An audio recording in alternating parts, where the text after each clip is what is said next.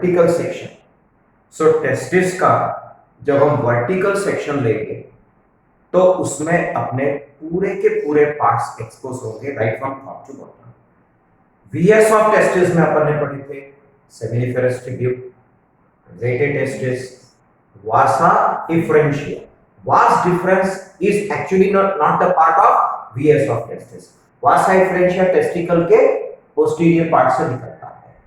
सो यहाँ पे कल के डिस्कशन में ये था कि हमने टेस्टिस को VS वर्टिकल सेक्शन लेके हमने सिर्फ उसके पार्ट्स को एक्सपोज किया। आज हमको टेस्टिस को TS काटना है, मतलब ट्रांसवर्स काटना है।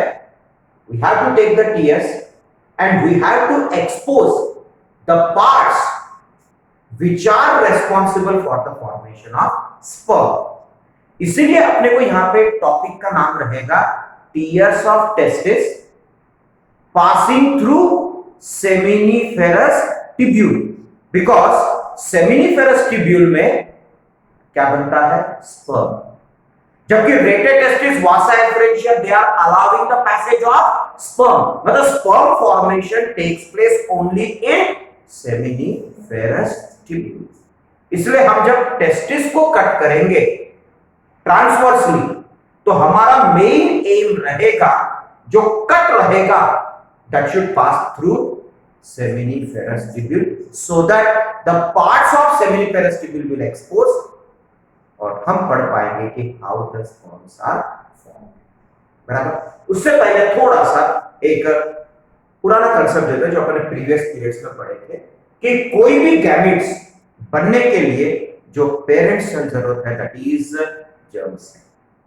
तो जर्म सेल का मियोसिस होता है, जो हैप्लॉइड सेल्स बनते हैं, फाइनली वो मैच्योर होके क्या बनाता है? Gametes.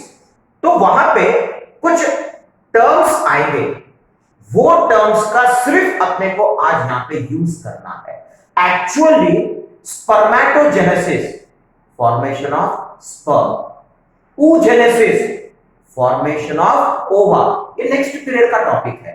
How the sperms are formed, how the ova is formed, the process is gametogenesis. लेकिन उसमें जो स्टेप्स है, उसमें जो वर्ड्स आएंगे, वो आज अपने को यहां पे जरूरत पड़ने वाला है। इसमें एक आउटलाइन स्पर्मेटोजेनेसिस एंड oogenesis का एक कंपैरिजन दे देता हूं मैं, ठीक है? हाँ, ध्यान रखना, सिर्फ वहां के टर्मिनोलॉजी अपन यहां पे यूज करने वाले हैं। ओके, नाउ जस्ट एक टर्म अपन डिफाइन करते चलेंगे। अब अपन ने प्रीवियस पीरियड्स में पढ़े थे, चाहे वो मेल हो चाहे वो फीमेल हो, mother father. So father male, male gonad is there, mother female, female gonad is there. Male gonad is called as testis, बराबर?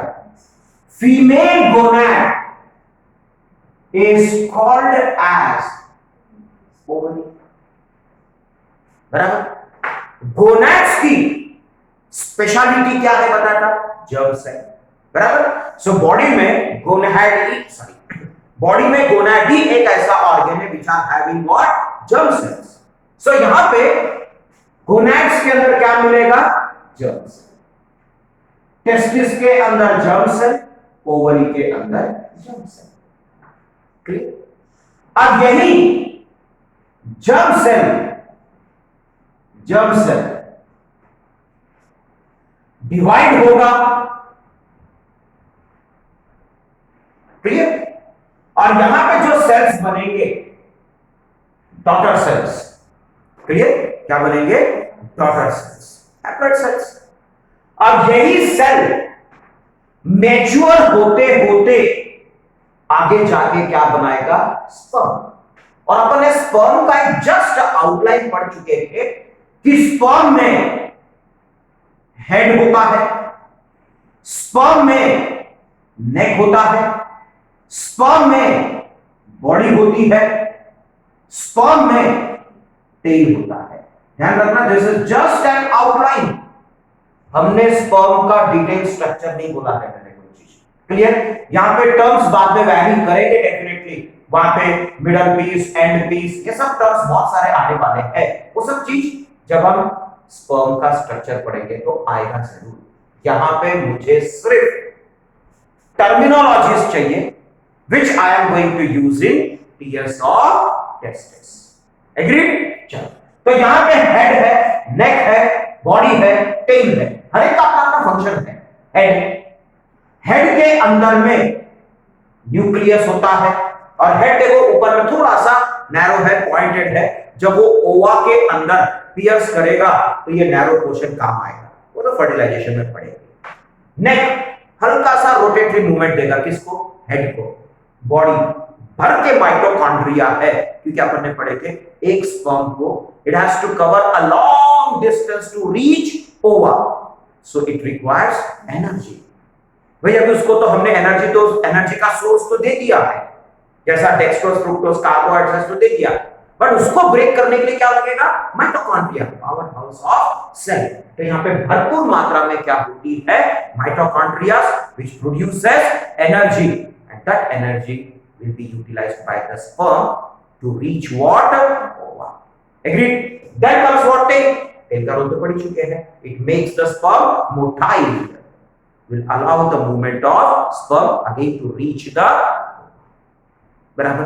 अब कंपेयर करो, यहां पे अगर अपन ने इनिशियल सेल देखेंगे तो इनिशियल सेल आपको शेप कैसे दिख रहा है? Round, plasma membrane, cytoplasm, nucleus, है ना? सो इट्स अ सेल, ध्यान रखना, it's a cell. Sperm is also a cell. Please mind it. Sperm is not an entirely an organism or an organ. नहीं, sperm is just a cell. ध्यान रखना। नहीं तो बहुत सारे लोग क्या बोलते हैं, एक मटेरियल है, वो एक पार्ट है, वो एक ऑर्गन है। No, plasma membrane, cytoplasm, nucleus, plasma membrane, cytoplasm, nucleus. फर्क इतना है कि एक सेल जब स्पर्म बनाता है तो उसमें नए पार्ट्स ऐड होते हैं। याद आ रहा है कंसेप्ट, मैंने जब एनिमल हस्बेंड्री पढ़ाया था, तो जब भी डेवलपमेंट के दौरान if new parts are added, it is called as metamorphosis. तो यहां पे during the formation of sperm new parts are added, तो फॉर्मेशन ऑफ स्पर्म में एक वर्ड पक्का आएगा, दैट इज व्हाट? मेटामॉर्फोसिस। तो आप खुद बताओ कि एक राउंड सेल जब एक स्पर्म बनाएगा, नए पार्ट्स ऐड होंगे, तो एक झटके में पूरे पार्ट्स ऐड होंगे, स्टेप बाय स्टेप ऐड होंगे। एग्री? तो कहीं ना कहीं एक झटके में तो पूरा के पूरा नहीं तैयार होगा। पहले उसमें हेड कंस्ट्रक्ट होगा, फिर थोड़ा सा नेक कंस्ट्रक्ट होगा, फिर बॉडी कंस्ट्रक्ट होगा, फिर छोटा सा टेल कंस्ट्रक्ट होगा, फिर टेल का लेंथ बढ़ जाएगा। कहने का मतलब ये है कि सिंगल स्टेज में कंप्लीट कर रहा है कि अलग अलग स्टेजेस में? खत्म। तो ये अलग अलग स्टेजेस का सिर्फ नाम याद रखो अभी फिलहाल, क्योंकि यहां पे अपन को स्पर्मेटोजेनेसिस नहीं पढ़ रहे। स्पर्मेटोजेनेसिस में जो टर्म्स आ रहे हैं, the terms we are going to use in TS of testis. तो अभी मैं सिर्फ एक आउटलाइन दे रहा हूं, this is not the steps, complete steps of spermatogenesis. जब स्पर्मेटोजेनेसिस एंड oogenesis पढ़ेंगे तो एक्चुअल स्टेप्स, एक्चुअल कांसेप्ट तब आएगा, यहां पे नहीं आएगा। तो इस डिस्कशन में आप स्पर्मेटोजेनेसिस को कवर मत करो। मैं एक स्पर्मेटोजेनेसिस एंड oogenesis का आउटलाइन दे रहा हूं, so that you can understand certain stages of formation of sperm and ova which can be utilised in TS of testis and TS of ovary. It is just an outline to get the name of the stages. Clear? तो अब यहां पे जो variety of stages की वजह से जब sperm बनता है तो वहां पे वैरायटी ऑफ स्टेजेस का नाम, सबसे पहले जो सेल बन चुका है that is called as spermatogonia. क्या नाम है? स्पर्मेटोगोनिया। बराबर। अब यही स्पर्मेटोगोनिया जब नेक्स्ट स्टेप में जाता है that is called as primary spermato, नीचे लिख देता हूं प्लीज, प्राइमरी स्पर्मैटोसाइट। ये गैप रखेंगे क्योंकि ओवा का भी एक साथ रखेंगे। क्लियर? तो पहला स्टेज कौन सा हुआ? स्पर्मैटोगोनिया। दूसरा स्टेप कौन सा हुआ? प्राइमरी स्पर्मैटोसाइट। क्लियर? फिर यही प्राइमरी स्पर्मैटोसाइट नेक्स्ट इसमें कन्वर्ट होगा, क्या होना चाहिए आपके अनुसार? Very good, it is what? Secondary spermatocyte. Understood? Then finally ये बनाता है spermatid, और इमेच्योर लेवल पे आ गया है इसका, and finally this spermatid is converted into sperm. ध्यान रखो, टीयर्स ऑफ टेस्टिस कितना सिंपल है, आप खुद ही समझ जाओगे। देखो, कभी भी ध्यान में रखना, अगर कोई बेसिक चीजों का नॉलेज है तो एक टॉपिक को क्रिएट कंस्ट्रक्ट करना बहुत बड़ी बात नहीं होती है। नहीं तो बस मियरली पढ़े जा रहे, लेकिन उसकी मीनिंग ही नहीं मालूम है तो क्या मतलब है? टेक्सचुअली आपको सब मिलेगा, टीयर्स ऑफ टेस्टिस में स्पर्मैटोगोनिया है, प्राइमरी स्पर्मैटोसाइट है, सेकेंडरी स्पर्मैटोसाइट स्पर्मैटिड है। अरे भाई, उसका मीनिंग तो समझो कि वो है क्या। एक लेमली पढ़ने में कोई मतलब नहीं चीजों को। क्लियर? अब देखो, अगर इन चीजों का नॉलेज है, 10 मिनट में तुम्हारा टीएस ऑफ टेस्टिस खत्म। क्लियर? एग्री? तो पहला step spermatogonia, then primary spermatocyte, then secondary spermatocyte, then finally पक्का? गुड। अब यहां पे ओवा का भी देख लेते साथ में। अब ओवा में definitely it is also going to form a daughter cell. अब वो हैप्लॉइड है कि डिप्लॉइड है, वो बात का डिस्कशन है। क्लियर? अब ये सेल है प्लाज्मा मेम्ब्रेन, साइटोप्लाज्म, न्यूक्लियस। अब न्यूक्लियस की पोजीशन सेंटर में है कि मार्जिन में है? Very good. अब यही सिंगल सेल जब ओवा बनाता है, क्या फर्क आ रहा है आप मुझे बताओ।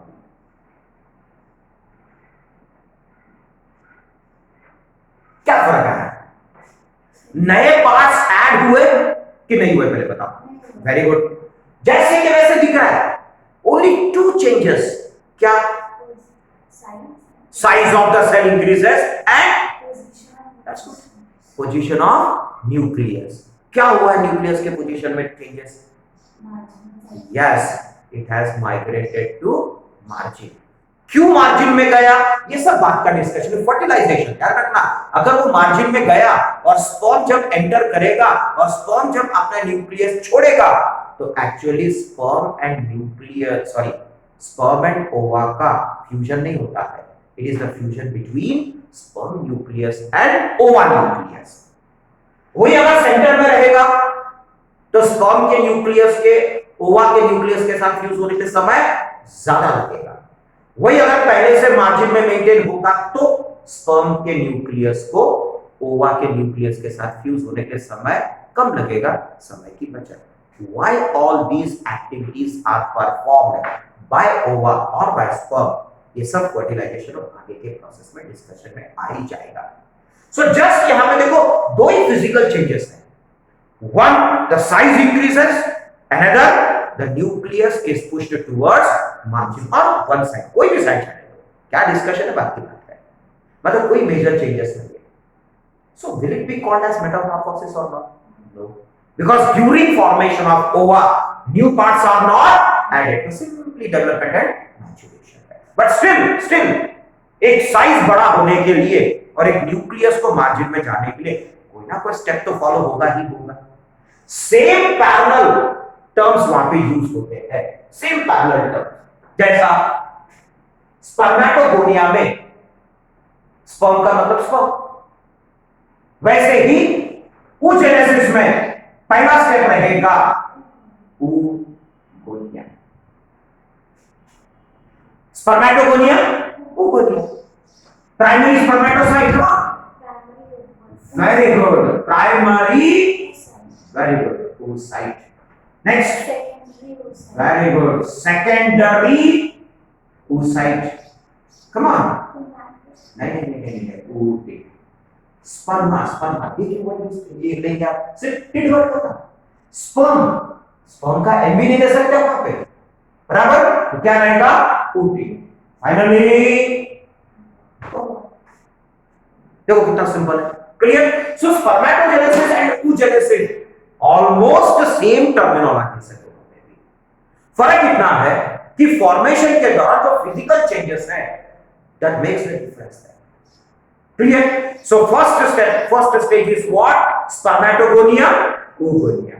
Primary spermatocyte, primary oocyte। Secondary spermatocyte, secondary oocyte। Spermatid, oocyte, स्पर्मेट। अब कुछ नहीं करना है, सिर्फ इन्हीं शब्दों को उठा के वहां चिपका देना है, कुछ नहीं करना है। But please mind all these stages are arised from germ cell, ये ध्यान में रखना, एग्री। अब क्रिएट करते हैं अपन टीएस ऑफ टेस्टिस का टॉपिक, बट उसके लिए पहले थोड़ा सा आपको कल का भी नॉलेज होना जरूरी। कल जो अपन ने क्या पढ़े थे, वीएस ऑफ टेस्टिस पढ़े थे हमने, बराबर। तो वीएस ऑफ टेस्टिस में देखो हमने क्या पढ़ा था कल की डिस्कशन में, एक टेस्टिस पढ़े थे अपन इस ढंग से, बराबर। उसके ऊपर में कल अपन ने क्या पढ़े थे, एपिडिडाइमिस। बाकी यहां पे याद होगा आपको, tunica albuginea, tunica vasculosa, tunica vaginalis, इसको भूल जाना है आपको फिलहाल, कारण that is going to construct the vaginal सीलो। The main layers are what, tunica albuginea and tunica vasculosa, और वो भी मैंने आपको बताया था टेस्टिस एंड ओवरी के लिए ट्यूनिका अल्बुजिनिया पे कंसंट्रेट करना करें, एग्री। अब यहां पे जो सेमिनिफेरस ट्यूब्यूल्स वगैरह हमने पढ़े थे, अंदर में अपन ने सेमिनिफेरस ट्यूब्यूल पढ़े थे, और सेमिनिफेरस ट्यूब्यूल याद है अपन ऐसे कॉन्वोल्यूटेड पढ़े थे, एग्री, लाइक दिस, ठीक है, ऐसे कॉन्वोल्यूटेड थे। अब ये तो कौन सा स्ट्रक्चर हो गया था, वीएस के टीएस, वीएस। अब वीएस का मतलब क्या था कि जब भी हमने वर्टिकल सेक्शन लिया तो पूरे के पूरे पार्ट्स एक्सपोज हो गए। अब हमको क्या पढ़ना है, TS of testis where sperms are formed, मतलब हमको टेस्टिस को कट करना है और उस पार्ट को एक्सपोज करना है जो स्पर्म फॉर्म करता है। मतलब अब जो में टेस्टिस है, इस टेस्टिस में सेमिनिफेरस ट्यूब्यूल है, अब अपन जो ब्लेड से काटेंगे उसको, तो ये टीएस ऑफ टेस्टिस, अब इस बीएस में सेमिनिफेरस ट्यूब्यूल है, सेमिनिफेरस ट्यूब्यूल है। अब जो ब्लेड से हम कट करेंगे तो वो जो कट है, ब्लेड है, वो किसमें से पास होना चाहिए, सेमिनिफेरस ट्यूब्यूल। भले ही रेटेड टेस्टिस, भले ही वासा इफ्रेंशिया एक्सपोज नहीं हुआ तो चलेगा, क्योंकि सेमिनिफेरस ट्यूब्यूल के अंदर में क्या बनता है, स्पर्म बनता है। तो कट में सेमिनिफेरस ट्यूब्यूल एक्सपोज होना चाहिए। अब अगर सपोज ब्लेड का कट यहां से गया, ये वाले पोर्शन से, तो क्या आपको सेमिनिफेरस ट्यूब्यूल या फॉर्मेशन ऑफ स्पर्म दिखने वाले हैं क्या, नहीं, क्योंकि आपका कट सेमिनिफेरस ट्यूब्यूल से नहीं गया है। दूसरा चीज, जब हमने वीएस लिया तो वर्टिकल सेक्शन में पूरा के पूरा, वर्टिकल सेक्शन में पूरा के पूरा सेमिनिफेरस ट्यूब्यूल एक्सपोज हुआ वर्टिकल सेक्शन में, क्लियर। सो वर्टिकल सेक्शन में पूरा के पूरा सेमिनिफेरस ट्यूब्यूल एक्सपोज हुआ, लेकिन ट्रांसवर्स सेक्शन में कट अगर सेमिनिफेरस ट्यूब्यूल से जाता है तो आप बताओ पूरा के पूरा सेमिनिफेरस ट्यूब्यूल दिखेगा कि पीसेस ऑफ सेमिनिफेरस ट्यूब्यूल दिखेगा, पीसेस।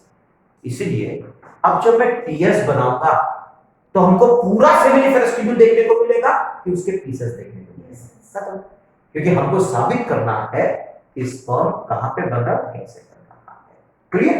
सो अब इस टॉपिक में अब यहां पे ओके अपन कट कर रहे हैं, ये हो गया ट्यूनिका अल्बुजिनिया। उसके बाद ये रहेगा सेमिनी फेरस ट्यूब्यूल्स, पीसेस मिल रहा है अपने को उसके से, कट हो गया टीएस, ठीक है, दूर दूर मिलेंगे, दूर दूर मिलेंगे। ये हो गया सेमिनिफेरस ट्यूब्यूल, ये हो गया सेमिनिफेरस ट्यूब्यूल दूर दूर में मिल रहा है। क्लियर? सो सेमिनिफेरस ट्यूब्यूल अपने को अभी दूर दूर में मिलेगा।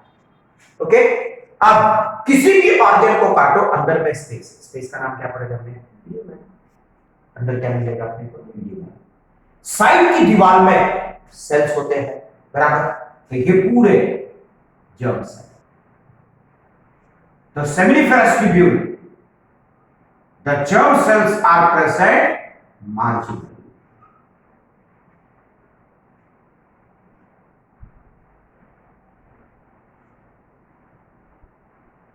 So these are what? Germinal epithelial cells. पूरी यूनिफॉर्मली है। अब कुछ पीरियड्स पहले अभी जस्ट अपन ने एसेसरी रिप्रोडक्टिव ऑर्गन्स पढ़े थे। एसेसरी रिप्रोडक्टिव ऑर्गन्स में अपन ने क्या पढ़े थे? जब टेस्टिस से स्पर्म निकला था तब मैंने एक मजाक में एक वर्ड बताया था कि वो घर से खाना खा के निकला था। जब बीच में रेस्ट करेगा तो उसको नाचना चाहिए। तो घर से खाना खा के निकला मतलब टेस्टिस से वो नरिशमेंट लेके निकला होगा। तो कहीं ना कहीं टेस्टिस में सिर्फ sperm formation is not important. Formation of sperm मतलब स्पर्म प्रोड्यूस होते समय स्पर्म को क्या लगेगा? नरिशमेंट मिलेगा। तो कहने का मतलब यह है कि सेमिनिफेरस ट्यूब्यूल में सिर्फ जर्म सेल नहीं है, जर्म सेल के अलावा कुछ ऐसे सेल्स है which are going to provide nourishment to the developing sperm. तो पैदा होने से पहले जब ये सब कंस्ट्रक्ट होता है उसी समय में क्या होता है? देखो, उसी समय में कुछ जर्म सेल मॉडिफाई होंगे, इलॉन्गेट होंगे,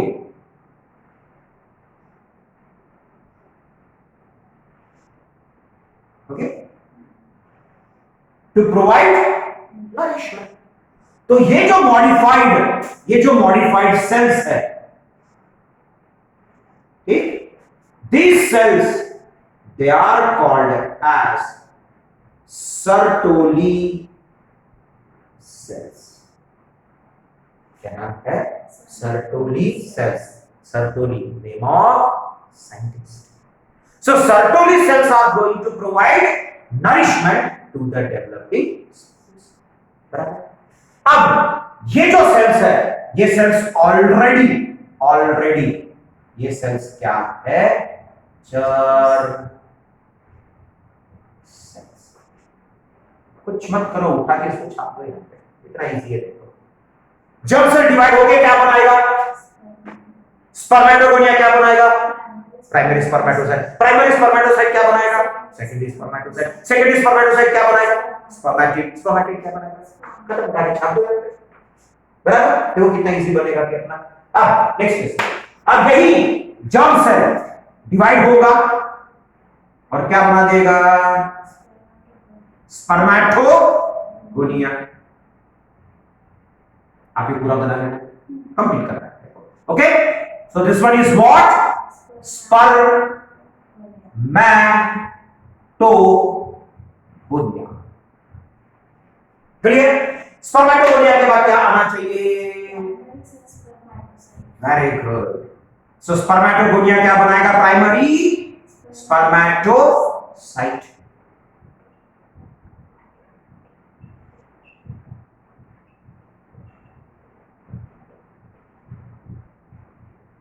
ठीक, यही प्राइमरी स्पर्मेटोसाइट क्या बनाएगा? Secondary spermatocyte. So this one is what? Secondary spermatocyte.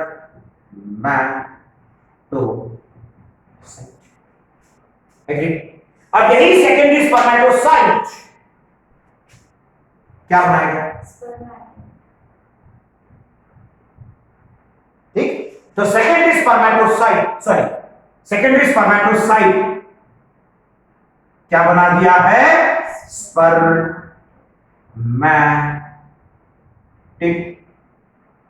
बराबर? अब यही स्पर्मेटिड फाइनली क्या बना देगा? स्पर्म्स। This is sperms.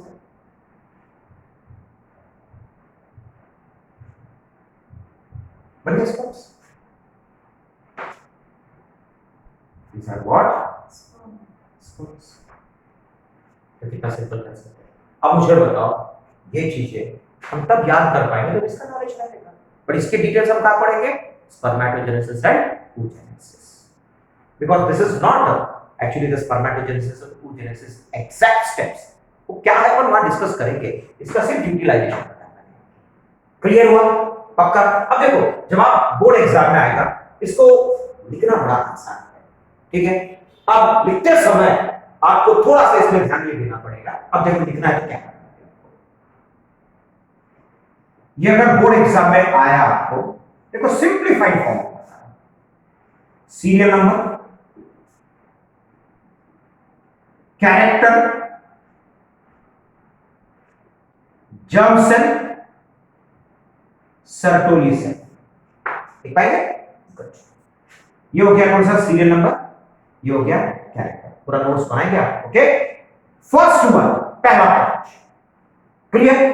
पहले पॉइंट में आप कैरेक्टर जो मेंटेन करेंगे, कोई भी कहीं से भी शुरू करो, सबसे पहले साइज देख के बताओ, साइज छोटा है कि बड़ा है इसके कंपैरिजन में? देखो ना, किसका? जर्म सेल का। माय गुडनेस, मैंने जर्म सेल पूछा तो पहले क्या लिखा है यहाँ पे, बाद में क्या लिखा है? Sertoli cell. तो फिर आप सर्टोली सेल के बारे में पहले कैसे बोलोगे? Germ cell, Sertoli cell. Germ cell का साइज छोटा है, स्मॉल। सर्टोली सेल लॉन्ग, बड़ा नहीं लिख सकते, बिग नहीं लिख सकते, ठीक? क्या रहेगा? लॉन्ग। क्लियर? दूसरा character, shape, cuboidal, elongated columnar, बराबर? फिर उसके बाद सिंपल चीजों में चलते हैं। तीसरा डिवीजन, याद आया आपको? जर्म सेल बोले बराबर मियोसिस एंड, तो क्या लिखेंगे डिवीजन में? Meiosis and mitosis. Only mitosis, क्योंकि बॉडी में एक ही सेल है which can undergo meiosis, that is germ cell, mitosis, बराबर? लेकिन बॉडी के बाकी के सभी सेल किसमें जाएंगे? Only mitosis. क्लियर? हो गया सर डिवीजन। फिर उसके बाद चौथा पॉइंट आएगा कि स्पर्म बना सकता है कि नहीं बना सकता है, तो sperm formation, germ cell sperm बना सकता है क्या? Yes, can form sperm through various stages. लिख देना स्टेजेस का नाम, क्या क्या लिखेंगे? Spermatogonia, comma, primary spermatocyte, comma, secondary spermatocyte, comma, spermatid and sperm. Can form sperm? No, can not form sperm. अब ये मत लिखना can not form sperm through various stages, इसका मतलब क्या हो जाएगा? Can not form through sperm through various stages, but can form sperm through different stages हो जाएगा, ठीक है? तो जैसा यहां पे थ्रू वेरियस स्टेजेस लिखे, और लिखो ही मत कुछ, और सिर्फ लिखो कैन नॉट फॉर्म स्पर्म, कोई भी स्टेजेस के द्वारा it can not form sperm. Fifth point, very good, nourishment, can not provide nourishment. 5 point तो यहीं पे हो गए तुम्हारे, and this is only about what? Germ cell and Sertoli cells. Clear हो गया पूरा? क्लियर? ओके। अब इसके बाद ये जो सेमिनिफरस ट्यूब्यूल्स हैं, इनके बीच में कुछ बंच ऑफ सेल्स होती है, पूरा यहाँ पे बंच ऑफ सेल्स, ठीक? These bunch of cells, okay, are called as interstitial cells। क्या बोलते हैं? Interstitial cells. And these interstitial cell एक हार्मोन सीक्रेट करता है। हमने रिसेंटली 2-3 पीरियड पहले, या सॉरी 2-3 हफ्ता पहले, कैसे आपने हार्मोनल कोऑर्डिनेशन पढ़े थे, वहां पे अपने कुछ हार्मोन्स छोड़ दिए, तो आपको बोला था इस चैप्टर में लेंगे, एक था गोनाडोट्रोपिक हार्मोन और एक है यस नहीं एफएसएच, तो उसके टाइप्स होते हैं, ठीक है? अब ये इंटरस्टिशियल सेल एक हार्मोन सीक्रेट करेगा जिसका नाम है टेस्टोस्टेरोन, और ये टेस्टोस्टेरोन अपने बॉडी का, मतलब मेल बॉडी का obviously, secondary sexual character maintain करता है। सेकेंडरी सेक्सुअल कैरेक्टर की बात मैंने आपको किया था, वो कैरेक्टर है तो आप साबित कर सकते हो इट्स अ मेल, लेकिन नहीं है तो हम ये साबित नहीं कर सकते इट्स अ मेल। जैसा बियर्ड एंड मुस्टैच है तो पक्का मेल है, तो क्या बियर्ड एंड मुस्टैच नहीं तो क्या वो फीमेल हो जाएगा क्या? तो ऐसे हिसाब से क्या होगा? Newborn baby will be a female, अगर बॉय है तो बाद में क्या मेल हो जाएगा क्या? नो। तो ये कैरेक्टर्स क्या कर रहे हैं, है तो साबित कर पा रहे हैं, मतलब बियर्ड एंड मुस्टैच है तो पक्का वो क्या है, मेल है, नहीं है तो अब ये साबित नहीं कर सकते कि मेल है कि female. So such type of characters are called as secondary sexual characters. और है जैसा एक न्यूबॉर्न बेबी या अगर 2-3 साल का बच्चा है, चाहे वो मेल हो चाहे फीमेल हो, उनका वॉइस देखना एक जैसा लगता है। एक लड़के का आवाज भी बचपन में लड़कियों जैसे रहता है, फिर एक 18 साल की उम्र के बाद उसके आवाज में भारीपन आना शुरू हो जाता है। So that is what secondary sexual characters, बराबर। So these secondary sexual characters are maintained by what, testosterone. और ये टेस्टोस्टेरोन को जो हार्मोन मेंटेन करता है, हमने ऑलरेडी वहां पे डिस्कशन कर चुके हैं। Clear? So with that we have finished the TS of testis. Clear? So TS of testis में ध्यान रखना, अगर बोर्ड एग्जाम में आता है तो आप ये टेबल बना सकते हो, ठीक है। पहले टेबल बना देना, फिर उसके नीचे टेबल के हेडिंग में क्या दे देना, germ cell and Sertoli cell करके हेडिंग दे देना, फिर बी करके क्या हेडिंग दे देना, इंटरस्टिशियल सेल, खत्म, पूरा पॉइंट कवर हो जाता है इसके बारे में। और अगर difference between germ cell and Sertoli cell आ गया तो भी काम आ जाएगा आपको, ठीक है। तो आज आप ये डायग्राम बनाओ, पर देखो इसके बिना ये पॉसिबल नहीं है। But please mind is this topic का इससे फिलहाल अभी कोई संबंध नहीं रहेगा, क्योंकि this is a huge topic, it requires a complete period to understand. Okay.